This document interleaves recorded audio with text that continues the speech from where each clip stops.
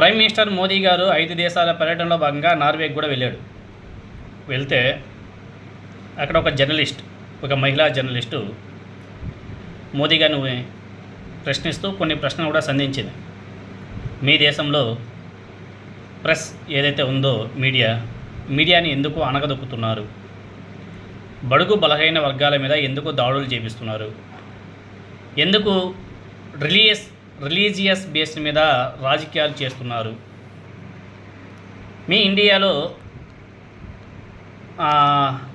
Press index ఏదైతే ఉందో ఎందుకు మరీ అంత లో లెవెల్లో ఉంది?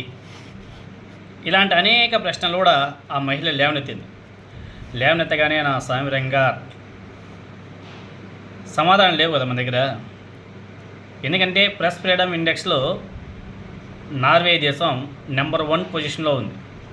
మన ఇండియా స్థానం ఎంతో తెలుసా? 158 160 స్థానంలో ఉంది. అంటే ప్రెస్ మీడియా ఫ్రీ ఇండెక్స్ అంటే ప్రెస్ని ఫ్రీగా మాట్లాడనివ్వకుండా మన ఇండియన్ గవర్నమెంట్, మన మోదీ గారి ప్రభుత్వం ఏ విధంగా అణచివేత ధోరణి వేస్తుందో దీన్ని బట్టే మనం అర్థం చేసుకోవచ్చు. ఆ మహిళ ఏదో తప్పుగా మాట్లాడినట్టు మన ఇండియాలో ఉన్నటువంటి కొన్ని మీడియా సంస్థలు వక్రీకరించే విధానం చూస్తుంటే చాలా బాధేస్తుంది. వాళ్ళ దేశానికి వెళ్ళినప్పుడు వాళ్ళ మీడియాతో మాట్లాడేటప్పుడు వాళ్ళకు కొన్ని ప్రశ్నలు వేస్తారు. అదేదో ప్రశ్న వేస్తేనే తప్పు అన్నట్టుగా భావిస్తుంది మన మీడియా, మన గవర్నమెంట్. ఎదుర్కోవాలి కదా, వాళ్ళు అడిగే ప్రశ్నలకు ధీటుగా మనం సమాధానం చెప్పాలి. ఎవరో ఉన్నారు, ఒక అఫీషియల్స్ ఎవరో చెప్తున్నారు, మేము కోవిడ్ ఇలా చేసాం, కోవిడ్లో అలా చేసాం, మేము ఇంత తోపులం అంత తోపులం అని చెప్పేసి మాట్లాడారు. ఆమె అడిగిన ప్రశ్నకి సమాధానాలు డైరెక్ట్గా చెప్పలే. ఆమె అడిగినటువంటి సమాధానాలు ఏంటి, క్వశ్చన్స్ ఏంటి, వీళ్ళు ఇచ్చే సమాధానాలు ఏంటి? ఆమె అడిగినటువంటి ప్రశ్నకి డైరెక్ట్గా సమాధానం చెప్పలే. కానీ ఇదేనా మేము కోవిడ్లో ఇలా చేసాం, కోవిడ్లో అలా చేసాం, మేము తురుములం అని చెప్పేసి చెప్తున్నారు. ఆమె అడిగినటువంటి ప్రశ్నలకి వీళ్ళు చెప్తున్నటువంటి సమాధానాలకి పొంతనే లేదు. ఇంకా మంచి పాయింట్ దొరికింది. ఇంకా ఇక్కడ కాంగ్రెస్ ప్రతిపక్షాలు బీభత్సంగా మోదీ మీడియాని గోదీ మీడియాగా భావించి బీభత్సంగా వేసుకుంటున్నారు. మామూలుగా తగులుకోలే. గోదీ మీడియా ఇండియాలో ఎలా ఉంటుందో ఇదే గోదీ మీడియా నార్వేలో ఉండదు. అక్కడ జర్నలిజం అనేది చాలా వండర్ఫుల్గా ఉంటుంది. అందుకే నార్వే దేశం ప్రెస్ ఫ్రీడమ్ ఇండెక్స్లో నెంబర్ 1 పొజిషన్లో ఉంది. మన ఇండియా 158వ పొజిషన్లో ఉంది. ఎగ్జాక్ట్గా చూడాలంటే చూద్దామా.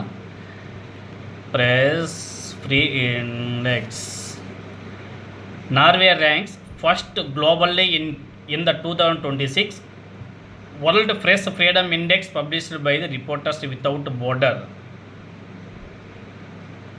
చూసారు కదా, నెంబర్ 1 పొజిషన్లో ఉంది. అదే ఇండియా. మీరు గూగుల్లో కొట్టి కూడా వచ్చేస్తుంది. నేను గూగుల్లోనే కొట్టాను. ఇండియా ర్యాంక్ ఎంత చూద్దాం. అవుట్ ఆఫ్ 180కి 157వ స్థానంలో ఉంది మన ఇండియా. నిజంగానే ఒక్కోసారి చాలా బాధేస్తుంది. ఏంద్రా భయ్ ఇలా ఉన్నాం మనం. కానీ మనమేమో విశ్వగురు అని అంటాము, అది అంటాము, ఇది అంటాము. మన పాస్పోర్ట్ ర్యాంకు 90లో ఉంది, 80లో ఉంది. ప్రెస్ ఫ్రీ ఇండెక్స్లో అవుట్ ఆఫ్ 180కి 157వ స్థానంలో మనం ఉన్నాం. మన దేశ కార్మికుల్ని విదేశాల్లో కొన్ని కంట్రీస్ రానివ్వడం లేదు. ఫర్ ఎగ్జాంపుల్ తైవాన్ రీసెంట్గా ఒక స్టేట్మెంట్ ఇచ్చింది. ఆ దేశంలో కార్మికుల సమస్య ఉందంట, వర్కర్ సమస్య ఉంది. కానీ ఆ దేశం ప్రకటించింది ఇండియన్స్ కాకుండా ఏ దేశం వాళ్ళు వచ్చినా పర్లేదు, ఇండియన్స్కి కొంచెం రిలీజియస్ ఇష్యూ ఉంది, అవి మా దగ్గర పనికిరావు, మేము అలా అలౌ చేయమని చెప్పేసి కంప్లీట్గా ఇండియన్స్కి వ్యతిరేకంగా ఉన్నారు వాళ్ళు. అలా ఒక దేశమే కాదు, ఇంకా అన్ని దేశాల్లోనూ పరిస్థితి అలానే ఉంది. ముందు పరిస్థితి చాలా దారుణంగా అనిపిస్తుంది. మనం ఎప్పుడూ ఇక్కడ హిందూ అనేసి కొట్టుకుంటాం. ఒకటి ఆలోచన చేయాలా, మన ఇండియా మాత్రమే హిందూ, పక్క దేశాలన్నీ కూడా ముస్లిమ్స్ కంట్రీస్, ఇంకొంచెం ముందుకు వెళ్తే అన్నీ కూడా క్రిస్టియన్స్ కంట్రీస్. మనం ఎప్పుడు మన దేశ గొప్పదననే కాదు చెప్పుకోవాల్సింది, మనం వేరే దేశాల మీద కూడా డిపెండ్ అయ్యి ఉండం. ఆ దేశాల యొక్క పరిస్థితిని కూడా మనం అవగాహన తెచ్చుకోవాలి. అన్నిటినీ ఈక్వల్గా చూసుకుంటూ పోవాలి, తీసుకొని పోవాలి. లేదు నేను ఈ భారతదేశాన్ని హిందూ దేశంగా మార్చేస్తానని అంటే వేరే దేశాలు మన మీద చాలా ఒత్తిడి తెచ్చే అవకాశాలు కూడా ఉన్నాయి. మనం తట్టుకోలేం. ఎందుకంటే మన చుట్టూ ఉన్నదంతా కూడా ముస్లిం దేశాలు, ఇంకొంచెం ముందుకెళ్తే క్రిస్టియన్ దేశాలు, ఈ పక్క ఎథియిస్ట్ కంట్రీ చైనా. దేవుళ్ళు నమ్మరు వాళ్ళు, టెక్నాలజీ నమ్ముకుంటారు, దిమాగ్ నమ్ముకుంటారు వాళ్ళు. అందుకే మొన్న ట్రంప్ గారు ఆ దేశానికి వెళ్ళినప్పుడు చైనాని చాలా పొగడ్తలతో ముంచెత్తేసాడు. చాలా అడ్వాన్స్ ఫుల్ టెక్నాలజీ దూసుకుపోతుంది చైనా అని చెప్పేసి ట్రంప్ గారు చెప్పారు. ఎథియిస్ట్ కంట్రీ, వాళ్ళ దేవుళ్ళు నమ్మరు వాళ్ళు నమ్మేదంతా ఒకటే సిద్ధాంతం వాళ్ళది. కష్టాన్ని నమ్ముకుంటారు, దిమాగ్ని నమ్ముకుంటారు, టెక్నాలజీని నమ్ముకుంటారు. అందుకే అంత ఫాస్ట్గా ఉండరు వాళ్ళు. మనం ఆ ఫాస్ట్ మనం రీచ్ అవ్వాలంటే కనీసం ఇంకొక 100 సంవత్సరాలు పట్టవచ్చు. 100 సంవత్సరాలు బ్యాక్ ఉన్నాం. పక్కనే ఉన్నటువంటి చైనాతో కంపేర్ చేసుకుంటే మనం ఒక 100 సంవత్సరాలు బ్యాక్లో ఉన్నాం. అవి ఎవరు కూడా ఆలోచన చేయరు. రూపాయి విలువ మన ఏషియాలో ఉన్నటువంటి అన్ని దేశాల కంటే దరిద్రంగా ఉంది మన రూపాయి విలువ.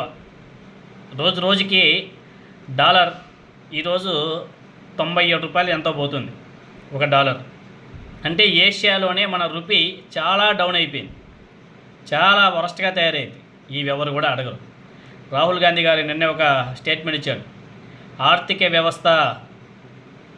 వ్యవస్థ చిన్నాభిన్నం కాబోతుంది, జాగ్రత్తగా ఉండండి, ఇటువంటి ప్రాబ్లమ్స్ని ఫేస్ చేయడానికి మీరందరూ కూడా సిద్ధంగా ఉండండి. ఈ ప్రభుత్వం తీసుకుంటే నిర్ణయాలు, రిజర్వ్ బ్యాంక్ ఆఫ్ ఇండియా తీసుకుంటే నిర్ణయాలు, ఈ గోధి మీడియా చేస్తున్నటువంటి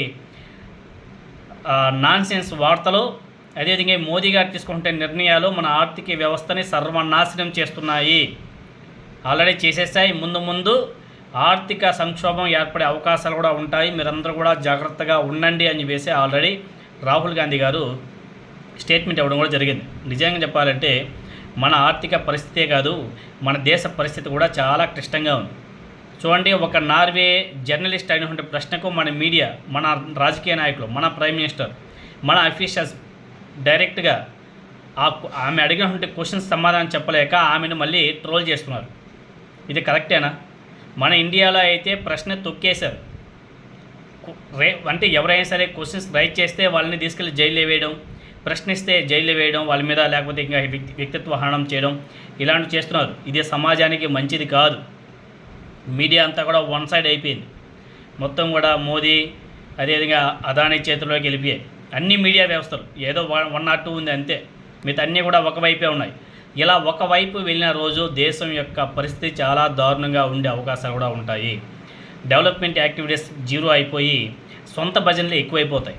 కాబట్టి ఇటువంటి మీడియా వ్యవస్థ ప్రశ్నించే వాళ్ళని ప్రశ్నించే విధంగానే పెట్టాలి. ప్రశ్నించే వ్యక్తుల్ని అనగదొక్కడం, వాళ్ళని తీసుకెళ్ళి జైల్లో పెట్టడం, కేసులు పెట్టడం, ఇది దేశానికి రాష్ట్రాలకు మంచిది కాదు. ప్రశ్నించే వాళ్ళని కూడా మళ్ళీ మనం వ్యక్తిత్వ హననం చేయడం ఎంతవరకు సమంజసం? ఎగ్జాంపుల్ నార్వే జర్నలిస్ట్, మహిళా జర్నలిస్ట్. నార్వే దేశం మీరు చూసుకోండి, ప్రెస్ ఫ్రీడమ్ ఇండెక్స్లో నెంబర్ 1 పొజిషన్లో ఉందండి. మనం వాళ్ళని ప్రశ్నించడం కాదు, మనల్ని ఉతికి ఆరేసేస్తారు.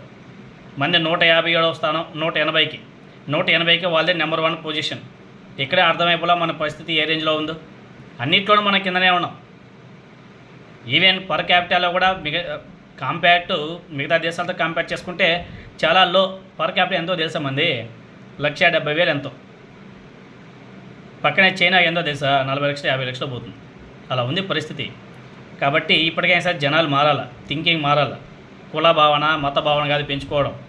దేశం రాష్ట్ర అభివృద్ధి ఏ విధంగా తీసుకెళ్ళాలా, టెక్నాలజీ ఏ విధంగా మనం పెంపొందించుకోవాలా, టెక్నాలజీ ఏ విధంగా యూటిలైజ్ చేసుకోవాలా, ఏ విధంగా కాంపిటీటర్ దేశాలతో మనం పోటీ పడాలా అనేసి ఆలోచన చేయాలి తప్ప మనం హిందూ, ముస్లిం, క్రిస్టియన్సే కొట్టుకుంటా ఉండాలా. ఏ రాష్ట్రంలో రాజకీయాలు ఉంటే ఆ రాష్ట్రానికి వెళ్ళి పడిపోయి అదిగో ముస్లిం, ఇదిగో హిందూ, ఇదిగో క్రిస్టియన్ అని చెప్పేసి మురుక్కోవాలి. ఇవి తప్ప మనకి రాష్ట్ర, దేశ అభివృద్ధి, ప్రజల యొక్క పర్ క్యాపిటల్ పెంచుకుందాం, ఉద్యోగ అవకాశాలు పెంచుదాం, డెవలప్ యాక్టివిటీస్ పెంచుకుందాం, ఇన్కమ్ జనరేట్ చేద్దాం. ఆ ధ్యాస, ఆ యాస ఈ దేశంలో ఏ రాజకీయ నాయకుడికి, ఏ పర్సన్స్కి కనిపించట. నాకు ఎక్కడ చూసినా హిందూ అంటారు, ముస్లిం అంటారు. ఈ దరిద్రం ఏందో మనకైతే అర్థం కాలేదు. ఇది ఎప్పుడు పోతుందో మనకైతే అర్థం కాదు. ఆ దేవుడే ఈ దేశాన్ని కాపాడాలి.